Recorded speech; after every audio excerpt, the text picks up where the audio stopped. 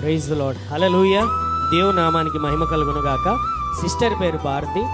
ఒక 10 రోజుల క్రిందట రాత్రికాల సమయంలో ఫోన్ చేసింది. అన్న భయంకరమైన తలనొప్పి, సమస్య ఏంటి అని అంటే భయంకరంగా తలనొప్పిస్తున్నది, తట్టుకోలేకపోతుంటున్నాను.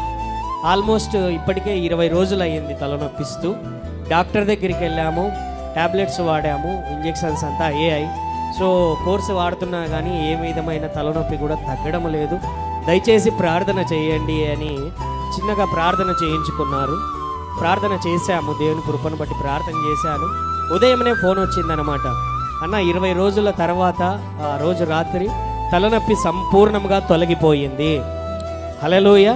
ఆ రోజు రాత్రి దేవుడు విడుదలనిచ్చాడు. ప్రార్థన చేసే సమయంలోనే తన యొక్క తలలో నుంచి, తన శరీరంలో నుంచి ఏదో విడుదల, ఏదో తన శరీరం నుంచి బయటకు వెళ్ళిపోయినట్లు, తన తలలో నుంచి ఆ భారము తొలగిపోయినట్లు, ఆ విడుదల, ఆ తాకిడి, ఆ దేవుని యొక్క సన్నిధి అనేటువంటిది అనుభవించింది.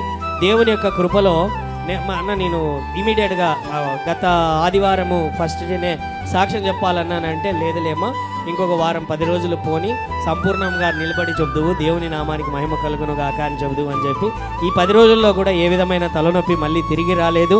గట్టిగా చప్పట్లు కొట్టి దేవుని నామానికి మహిమ చెల్లిద్దామండి. హల్లెలూయా. దేవుని నామానికి మహిమ కలుగును గాక. God bless you.